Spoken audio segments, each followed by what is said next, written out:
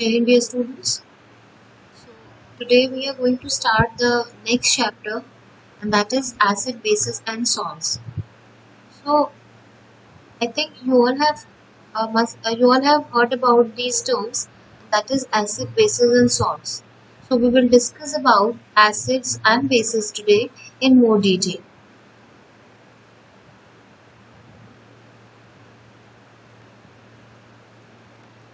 Now these are the solutions which are depicting. It might be acidic, it might be basic in nature. And in the next classes, we will discuss about that how can we identify what is the nature of these solutions, how can we determine the nature of these solutions, that whether they are acidic, basic or neutral in nature.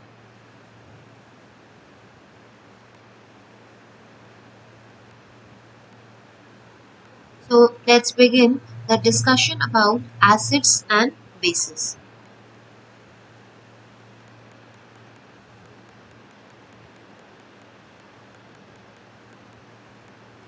Now, if you can see this picture here, this is the part of your book here.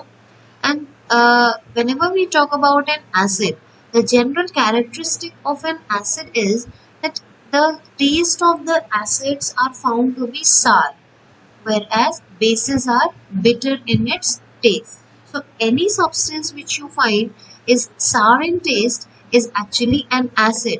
And that is one of the basic properties of the acids, and the bitterness in taste is the property which indicates that a substance may be a base here. So if you will go through this whole content here, there are certain things which has been written. So let's see this what is given here.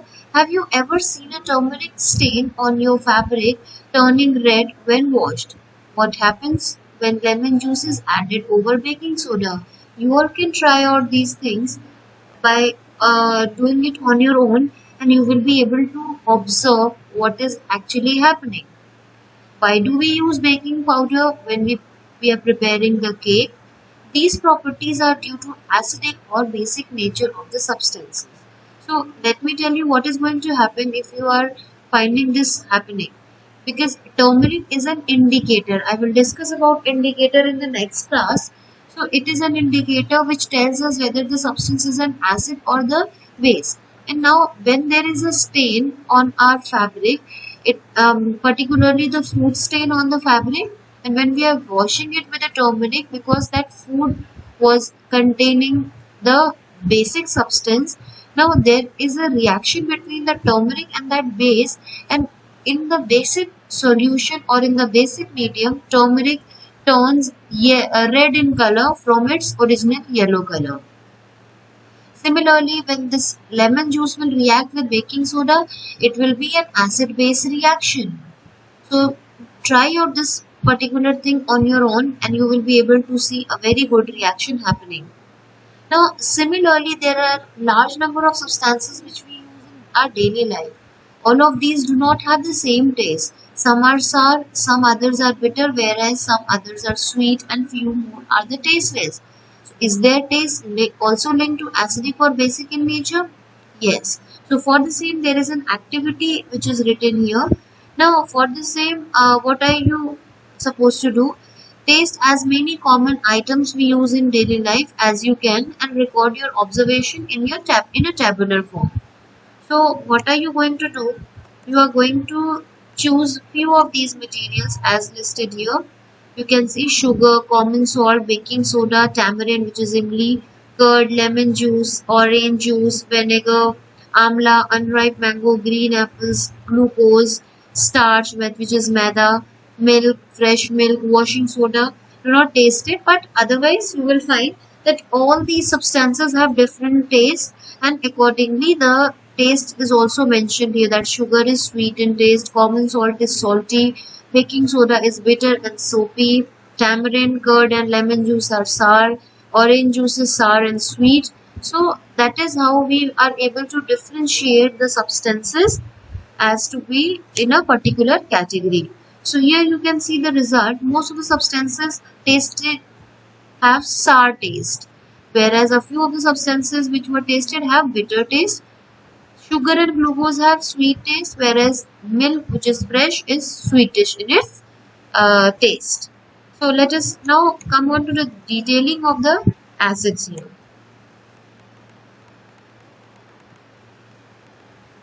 Now, as you all can see here, from the above activity, we have seen that the substances such as lemon juice, tamarind, curd, vinegar, etc. are sour in taste. So, do you know why is it so? It is because all these substances contain acid or are the acidic substances. Now, here you can see the word acid is derived from Latin word which is acidus, and the word acidus means sour in taste. So there is a classification of acids into two major categories. One is the naturally occurring acid and another is the mineral acid. So we will talk about naturally occurring acid and mineral acids one by one.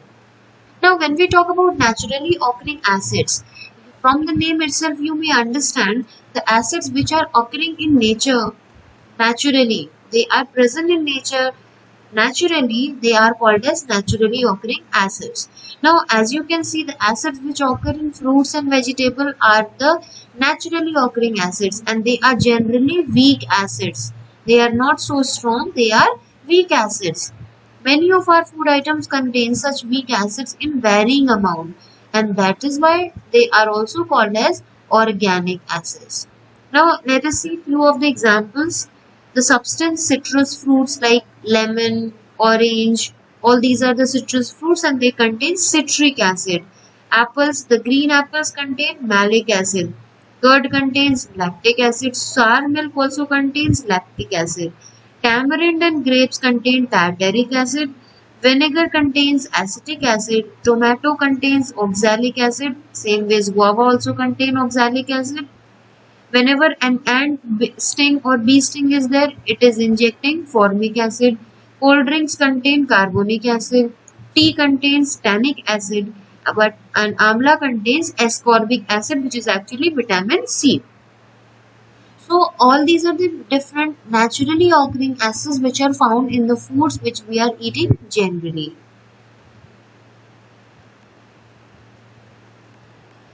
Now, if we talk about the mineral acids, the acids which are obtained from minerals, or we can say the acids which we are preparing in the laboratories are called as the mineral acids, and these mineral acids are also called as inorganic acids. The naturally occurring acids are called as organic acids, whereas the mineral acids are called as inorganic acids. And mineral acids are found to be strong acids. Now, you must have heard about the names of sulfuric acid having the formula H2SO4, hydrochloric acid HCl, nitric acid HNO3, and phosphoric acid H3PO4. These are some of the commonly used mineral acids. Now, mineral acids are very important from the industrial point of view. Why? Because these are used in manufactures of fertilizers, industrial chemicals, explosives, dyes, and pigment. There are so many things which are obtained which are manufactured with the help of these acids. Hydrochloric acid is also present in our stomach, which is helpful in the digestion of food. And at the same time, it is also used for cleaning tiles, wash basins, and toilets, etc. So the different toilet cleaners, whatever we are using, it contains some amount of the hydrochloric acids. Now here there is a point, the naturally occurring or organic acids can also be prepared in laboratories or factories from simple chemical. So mineral acids are purely formed in the laboratories, but naturally occurring acids may be present in the nature and at the same time it can be manufactured in the industries also. Now let's talk about the another way of categorization of the acids here, and that is the concentrated and the dilute acids. Now the word concentrated, if you understand the meaning of concentrated and dilute, it will be very easy for you all to understand. The concentrated here means that the acid is present in a higher quantity or the maximum amount. Similarly, if it is dilute, it is less of the acid and more of the water. So simply, how can you understand? The concentrated acid means it has high percentage of acid and very less percentage of water, whereas the dilute acids mean it contains less percentage of acid and high percentage of water. So this has been defined here. All acids are solutions of acidic gases in water. So if a solution containing the maximum amount of acidic gas is called as concentrated acid, and a solution containing lesser amount of acidic gas, that is larger amount of water, is called as dilute acid. So I have simplified what has been written here. You simply need to remember, if the acid contains more percentage of acid and less percentage of water, it is concentrated acid, and if it is containing less percentage of acid and more percentage of water, it is the dilute acid. So the acid solutions of different concentrations can be prepared by changing the relative amount of gas and water. So if you want to convert a concentrated solution or a concentrated acid into the dilute acid, it can be done so easily. How? If you just have to add some water. But the way of adding or making a acid dilute, it will be, you are going to add the acid into the water and not the water into the acid, because it is a highly exothermic kind of reaction where a huge amount of heat energy is liberated, and therefore it may cause certain accident also. Okay, so now here you can see, in practice, dilute acid is prepared by slowly adding the required amount of concentrated acid into the calculated amount of water with constant stirring. This is what I just now told you, that you should not add water to the acid. Add acid to the water so that there is no any heat production, or whatever heat production will be there, it will get absorbed by the water continuously. So if you can see this picture where we are adding the acid molecules in the given solution, in this case what you are finding?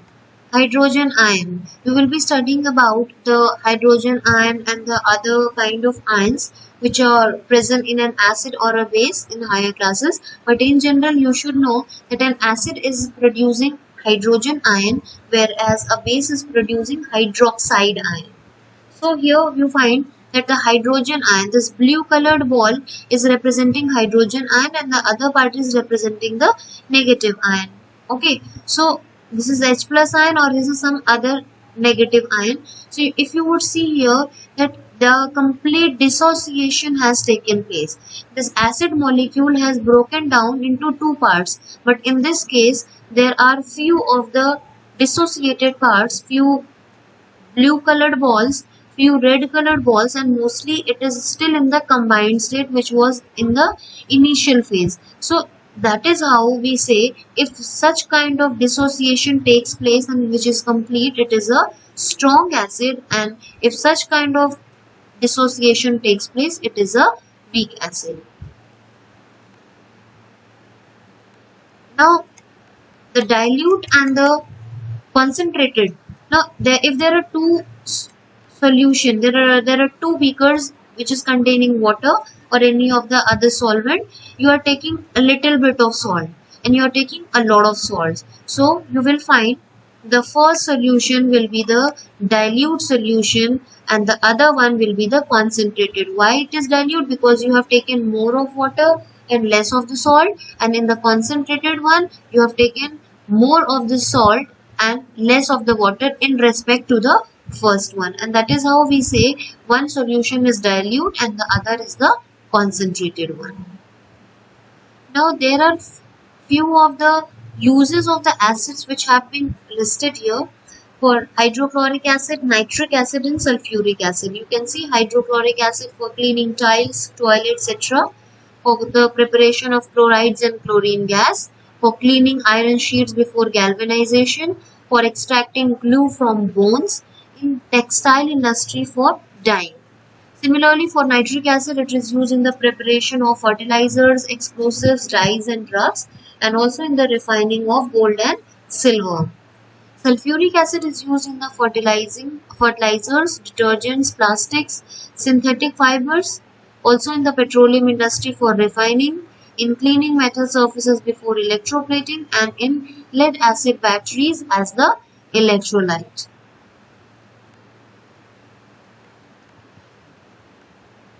Okay, so here the properties of acids and bases have been compared. I'll talk about bases in next few minutes. So acids generally have the sour taste and it neutralizes the base. Now second one is it release hydrogen gas when added to an active metal. About this reaction you will study in class 8. Aqueous solutions of acids are electrolytes which conducts electricity. Now when we will talk about the bases are bitter in taste, they feel slippery or soapy to touch, they neutralize acids. As like acids neutralize the base, bases neutralize the acids. And at the same time, aqueous solution of bases are the electrolytes which also conducts the electricity. In the next picture, you can see some sources of acids which has been listed here. That is vinegar, lemon, tomato, grapes, milk, and apple, etc. There are so many others which you can find on your own.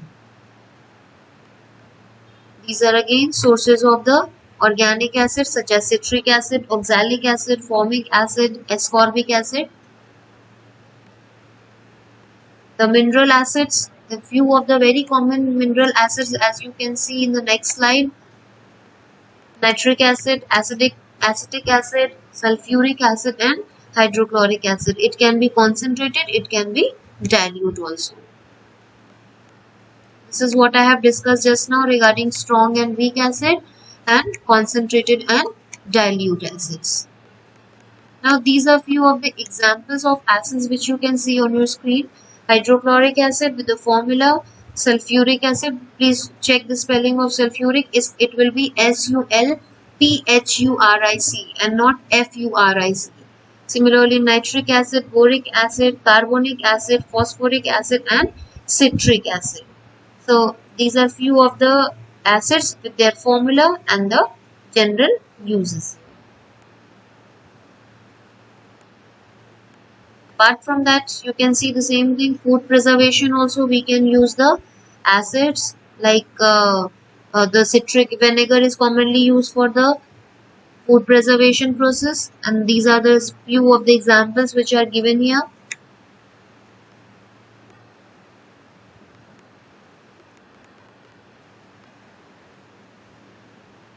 These are the few of the applications where you find the acids are being used. That is sulfuric acid as shown in the pictures. Some kind of toilet cleaners and all that cleaners have been shown. Carbonic acid, especially the cold drinks. Then benzoic acid and ethanoic acid in these kind of food material, and in nitric acid which are used basically in paints and all such kind of materials. Now coming on to the base. Now activity 1 which we have performed initially has shown us some of the substances which were bitter in the taste. So those bitter substances, they were bitter because they are basic in nature. So the substances that are bitter in taste and soapy or slippery to touch are called as the bases. The bases which are soluble in water are called as alkalis. Few of the examples here: sodium hydroxide, that is NaOH, potassium hydroxide, that is KOH. They all are alkalis. Alkalis are strong and corrosive in nature, and they are also harmful to skin as like the acids. Now let's see the classification of the bases here. Now bases have been classified as again strong and the weak bases. The strong bases examples can be sodium hydroxide NaOH, potassium hydroxide KOH, barium hydroxide BaOH whole twice, calcium hydroxide CaOH whole twice, sodium carbonate which is Na2CO3.10H2O. You need not to go for the formula right now. You will be told these formulas in higher classes. Right now you all are supposed to just remember the names of the strong and the weak bases. The weak bases are aluminium hydroxide, copper hydroxide, ammonium hydroxide, and sodium hydrogen carbonate, which is commonly called as baking soda. Now if I talk about the uses for sodium hydroxide, which is also called as caustic soda NaOH, It is used in soap and detergent industry. It is used for the manufacture of rayon. It is also used in paper and pulp industry. It is used for manufacturing of the other chemicals.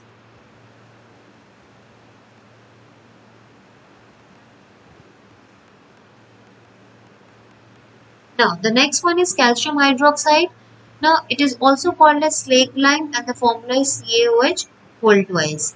It is used for whitewashing, for the manufacturing of bleaching powder, in leather industry, for neutralizing acidity of the soil and for softening the hard water. Similarly, ammonium hydroxide is used as a cleansing agent and for preparing ammonium salts. Aluminium hydroxide is used for preparing antacids, which are used for curing the acidity in our stomach and also in the textile industry. Magnesium hydroxide is used in making antacid formulation. You can add one use more here that it is used in the neutralizing of acidity of the soil. This point you can add in the magnesium hydroxide also. For neutralizing acidity of the soil, we can use magnesium hydroxide. Now, as you all can see here, do you know part? Soap is prepared by heating an oil or fat with caustic soda, which is sodium hydroxide.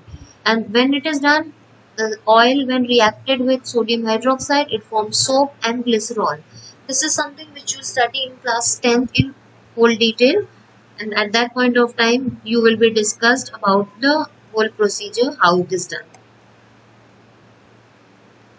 Uses of alkali, as you all can see here, in magnesium hydroxide neutralizes acids, aluminium hydroxide or magnesium hydroxide as the antacid formulation which neutralizes excess acid, sodium hydroxide in soaps and detergent, and this is also the one where you can see ammonium hydroxide or the ammonia solution which is used for the cleaning agent.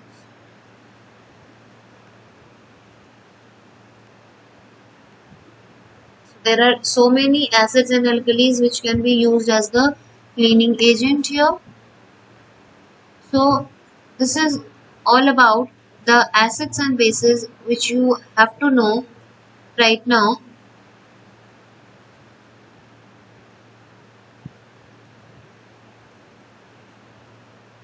And please go through this whole content one by one on your own so that you are able to understand whatever things we have discussed just now. So acids and bases, the properties and the uses we have discussed today. Hope it is clear to you all. That's all for today. In the next class, I will be discussing about the indicators and their different types. Thank you and Jai Hind.